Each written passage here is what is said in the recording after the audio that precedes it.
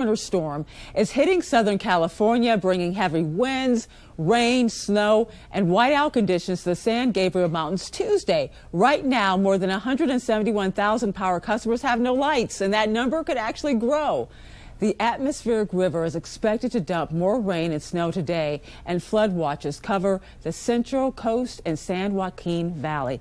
Tuesday morning, officials in Los Angeles reported up to 2 inches of rain and 8 inches of mountain snow in the region. A California highway is closed this morning after at least 7 landslides.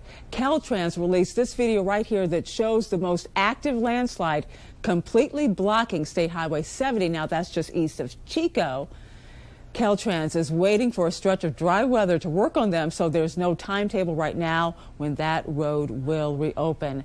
Meanwhile, folks who live in South Lake Tahoe are used to the snow, but 12 back-to-back atmospheric rivers are turning their usual winter wonderland into a bit of a nightmare. Madison McKay reports on damaged buildings and the snow left behind.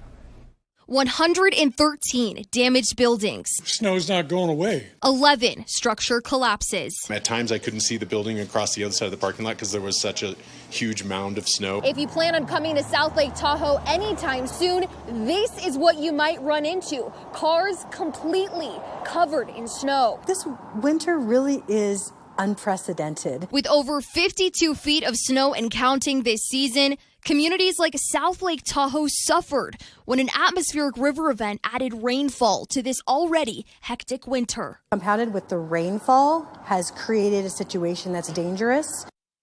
Out of the 113 damaged buildings in South Lake Tahoe, 22 of those buildings have been red tagged. When there's a building that's unsafe, it gets red tagged by the building department or our fire marshal, and that just means they can't go in until the repairs have been done. Buildings like this Swiss Mart gas station unable to hold the snow load. And this Raley's and State Line, its roof completely collapsed. The flooding in California has been so severe it's forced dairy farmers to move their cows to higher ground. And it's not just the cows that are in danger. The crops they eat are also at risk. Rich Rodriguez is in Fresno with more. Come Thursday, this whole place was underwater. I was worried the cows were all going to drown. So we made the decision to get a bunch of trucks, friends, family. We were able to haul all the cows off. Coots says it took 2 days to move 1,200 cows to his father-in-law's, his cousins, and another place that takes farm animals. Flooding at the Mendonça Dairy in Tulare forced them to evacuate the herd. We had to evacuate about 1,000 head that were on the lower part of the dairy.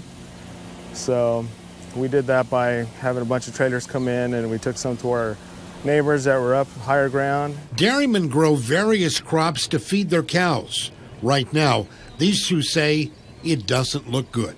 Our crops of wheat right now, some of them, they might survive. The ones that took the blunt of the water, where it was basically a river running right through it. If these fields don't yield or they all die, I'm in trouble feeding the cows in the future. So I don't know if I'm going to start this place up or call it quit and then just cut my losses. Many dairies have had their feed damaged.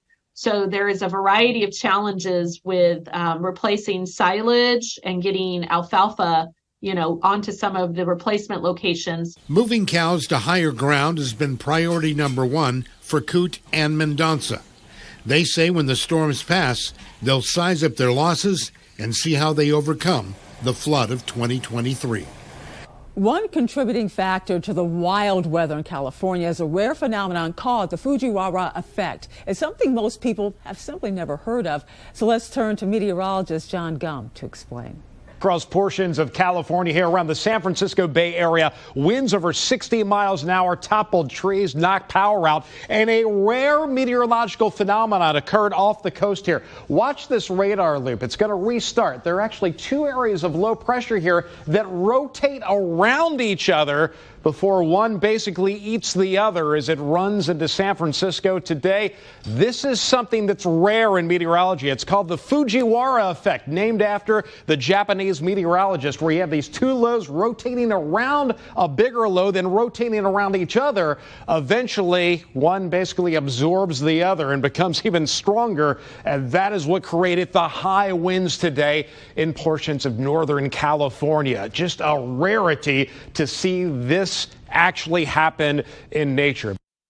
1 year ago this week, a tornado roared through the city of Round Rock, Texas, north of Austin. Nearly 700 homes were hit, and it caused roughly $32 million in damage. Betty Cross learned that many homes have been rebuilt, but some are still missing windows and walls. 1 year after the tornadoes, there is a huge difference in how quickly people have been able to recover. This house has been completely rebuilt, but go 2 houses over and another one is still under construction. Feels good. Michael Talamontes is relieved to finally have a roof over his head. This is what his house looks like today. But this was his home 1 year ago. Everything was demolished. The only room left standing last March was a bathroom where the family took shelter. And it feels great to have my roof on, and my house is starting to look like my house again. In addition to Michael's home, several others are still being rebuilt. It's just kind of learn as you go, and not every step is in the right direction. Many of those who experienced the March tornadoes say their biggest takeaway is to be better prepared the next time a tornado watch or warning is in effect. I saw the tornado travel down I-35. I realized what I was looking at, and I just realized, oh, wow, I need to take this way more seriously than I did. State Representative Caroline Harris represents Round Rock. She says everyone needs a plan in place before there's an emergency. Michael says a garage door and electricity are his next priorities. By this time next year, he hopes to be living in his home, not just working on it. Well, severe weather can happen at any time of year, including tornadoes, but conditions tend to be more ripe for twisters in the spring and summer months. Meteorologist Marshall McPeak has a preview of some weather alert language you'll hear during the season and safety plan reminders if you find yourself in a severe weather situation. Watches, warnings, and advisories pop up pretty often. A watch means that the conditions are favorable for severe weather. In other words, we have all the ingredients we need for it to happen, but it's not actually happening yet. Warnings mean it's happening or it's about to happen. Not only do we have the ingredients, but they've come together and now we need to take action and take shelter. For an advisory, it means be weather aware because there may be some difficult weather in the offing. In the meantime, when there is a tornado warning, you hope that it doesn't happen anywhere near you, but if it does, you need a safety plan. And for tornado warnings, the actionable item is get to your safe shelter. If you have a house with a basement, that's the best place to go. If you don't have a basement, an interior room, might be a bathroom, might be a closet, but you want to put as many walls between you and the outside as possible. So go to the lowest floor, whatever's available where you live, get to the center of the house. Again, as many walls between you and the outside as possible, and avoid windows, because if there is flying debris, you don't want that or the glass to affect you in your safe shelter. And cover your head. If you've got a helmet, great. Blankets will work as well, or at least a pillow, something to protect you just in case that debris does happen. And NASA is ending a 15-year mission studying clouds at the edge of space due to battery issues. The spacecraft AIM is no longer supporting operations. Decline in battery power has made it unable to receive command or collect data. NASA will monitor the spacecraft in the event that it is able to reboot and send a signal. And coming up on the National Weather Desk, we'll find out how monk seals are adapting to rising sea levels.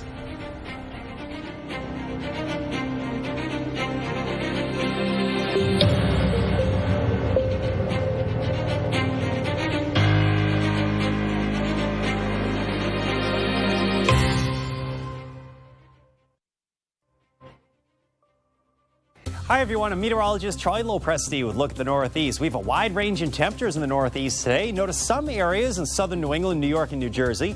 You'll be in the 50s to near 60 degrees. A large portion of eastern New England, there'll be an onshore wind, so we're running the 40s. Extreme northern Maine, we're quite a bit cooler there. Now, today looks okay with skies becoming mostly sunny for many areas. There'll be some clouds that mix in here and there. Our next round of wet weather, that should be arriving late tonight and more so on Thursday. I'm meteorologist Jonathan Myers, and here's a look at the mid-Atlantic region, starting off with clouds. Notice some rain, though, moving its way towards central and southern Virginia. as we head into the midday and afternoon hours. So could have some wet roadways there as our next weather maker moves through. But for everybody else, primarily just some clouds. And for the most part, a milder day, especially outside of the rainy areas as we get up to 63 in Baltimore, 61 at Richmond, and 61 in Philly. That's the scene here. And a good morning to you. I'm meteorologist Michael Lambert. Here's a look at your southeast regional forecast for this midweek Wednesday. Some showers and storms for portions of Tennessee, in the Carolinas, and maybe parts of southeast South Carolina. Otherwise, high pressure giving plenty of sunshine for the rest of the southeast, with temperatures beginning to warm up. It'll be in the 50s and 60s over parts of Tennessee and the Carolinas. 70s for most areas north of I-10, with 80s from Jacksonville south into South Florida.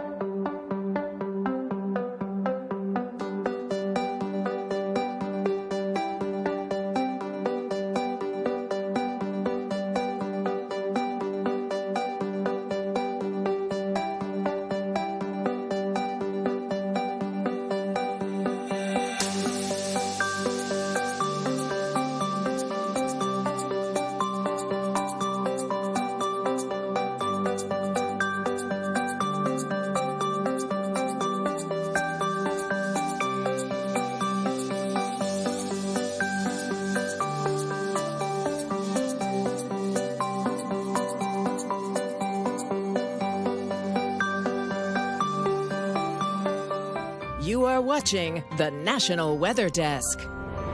It is Severe Weather Week in West Virginia. Meteorologists are highlighting ways to stay safe in severe and also, of course, dangerous weather. Let's head to Charleston, where meteorologist Brandon Lawson has tips for staying safe during intense lightning storms.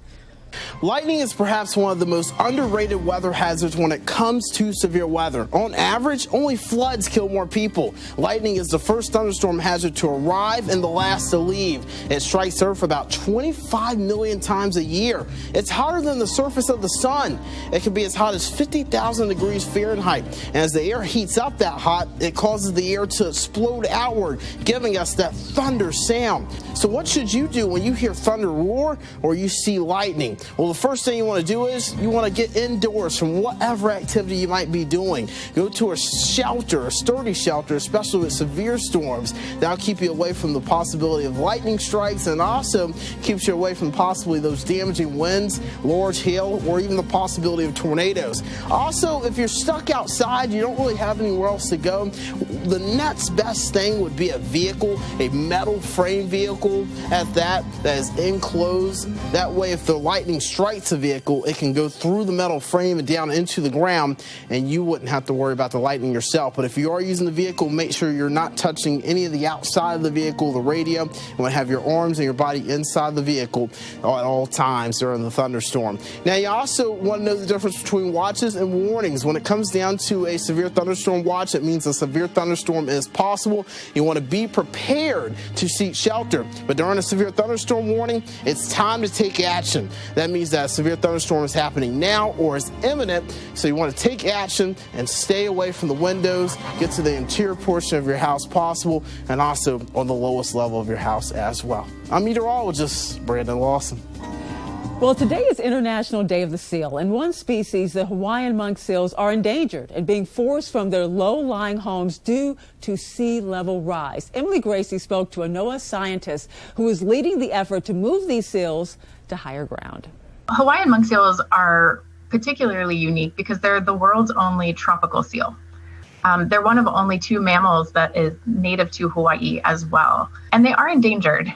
However, we have some good news about the species, which is to say that after decades of decline, their population is starting to show signs of recovery. What hazards are they facing because of climate change? Hawaiian monk seals are facing terrestrial habitat loss, and that is from sea level rise, also increasing intensity of storms that further erode beaches are another impact that cumulatively impacts the terrestrial habitat that they need. It sounds like you have found a solution to this in the way of moving them. Can you tell me the process of that? We take a lot of precautions. So they are safely contained in large containers, either on ships or on cargo planes. They're monitored by trained veterinary staff and biologists that are looking very carefully at their behavior, looking for signs of stress, providing for their thermoregulatory needs and their nutritional needs during transport. And so we have learned over time that they're very resilient in terms of these types of transports, especially because most of the time when we're moving seals, we're tending to focus on the relatively younger seals, and those pups of the year are still kind of learning about the natural world, and they're pretty resilient and robust to things like being transported around on a ship. So I'm guessing if they can handle the ship, they can handle their new homes okay? How is that going? Yeah. We've learned a lot over the years about how to help seals reacclimate to a new place. And again, when we focus primarily on those younger seals, they tend to not really notice too much of a difference. They'll tend to kind of stay to where they were released when they're younger. It can get a little bit more challenging with older animals, though. For many, spring means time to hit the outdoors and see what plant life is starting to emerge. For a few weeks every year, hikers make the trip to Linville Gorge and Wilderness in Asheville, North Carolina, in hopes of seeing daffodil flats in full bloom. Andrew James has more. The Linville Gorge, sometimes referred to as the Grand Canyon of the East, is known for having some of the most rugged terrain in North Carolina. The breathtaking views of Short Off Mountain and Table Rock can sometimes overshadow what you can find if you make the difficult hike to the floor of the gorge. It's a short window, usually about 3 weekends when the daffodils are at that peak, and we see hundreds of people each day doing the trek down to see the daffodils. But before you can enjoy the beauty of Daffodil Flats, you have to get there. Going to Daffodil Flats should not be your first experience in backcountry hiking. You're starting at the rims on the side and you're descending over 1,000 vertical feet into the gorge. The hikers we met along the way, hoping to catch the flowers in full bloom, say it was well worth the trip. You are a little flower fairy. It's just been peaceful. Like, you have the dull roar of the river and you've got some birds, and finally, the little bugs are landing on your skin. We were talking about that too. Yeah, it's I miss this feeling. Yeah. According to the U.S. Forest Service, Daffodil Flats is an old home site that washed away in the early 1900s. This field of flowers now bringing people back to this area for the view. You've got an acre of daffodils in full bloom. It's just absolutely spectacular. And others, of course, want the pictures for social media. I feel like a daffodil. And some just looking for a chance to escape. I would want everybody to experience what we experienced today. It's been such a beautiful day. Meteorologist Alan Sills recently captured a unique type of cloud formation in the sky and thought it would make for a nice lesson on something called hole punch clouds. Here's Alan from Mobile, Alabama.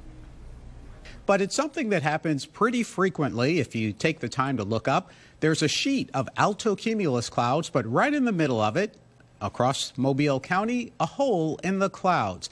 The sheet of altocumulus clouds is about 5 miles above the ground. It's 20 degrees below zero, but it's made of water droplets that aren't frozen.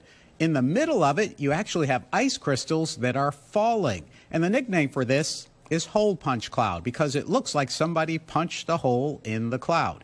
Now, it happens pretty frequently when an airplane flies through altocumulus clouds at a very steep angle. It upsets the balance of the clouds, and the water droplets instantly turn to ice and they begin to fall. The Latin name for it is cavum, as in cavity, and it's also called a fall streak hole because the ice crystals are falling. Look at this one, another version of it from a different angle called an ice canal, and that's when the airplane flies right at the same level of the altocumulus clouds, turning the water droplets to ice, and the ice begins to fall. Pretty unique scene, but it does happen frequently. If you take the time to look, you'll never know what you may find. Always interesting to find a hole punch cloud. I'm meteorologist Alan Sills. Time now for a short break. As we go, we'll head to the skies above the Guest River Gorge in Southern Virginia.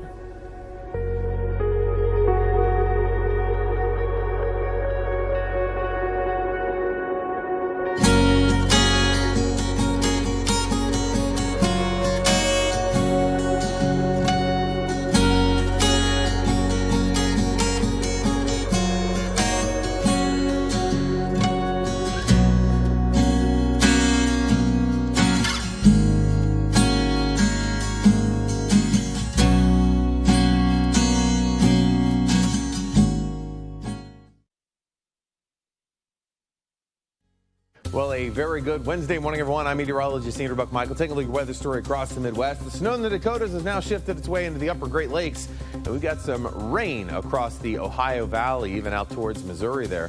Now, as we head into the day tomorrow, that rain not really moving a whole lot for us. Matter of fact, it picks up in intensity for your Thursday. Still pretty quiet across the northern plains and even some heavier rain across the Ohio River Valley heading into your Friday. Good morning. I'm meteorologist Alex Garcia. Here's a look at your regional weather. Things are a little warm this morning, also a little humid and a little dreary. We're seeing 70s, 60s all the way back up into Oklahoma City.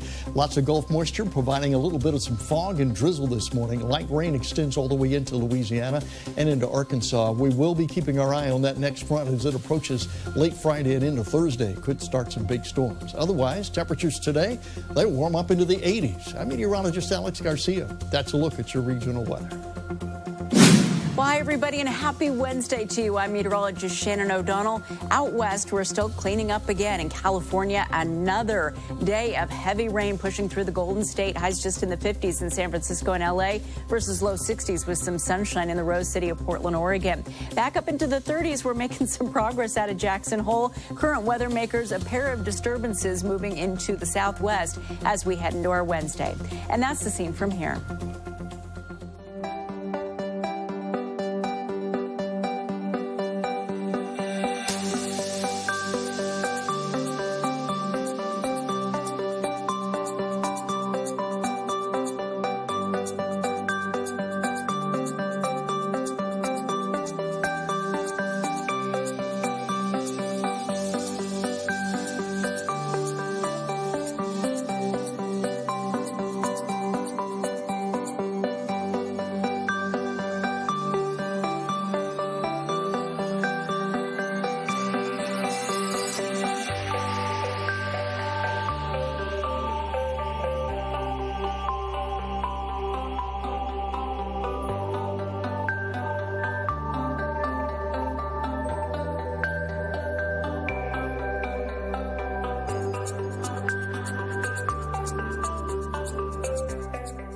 You are watching the National Weather Desk.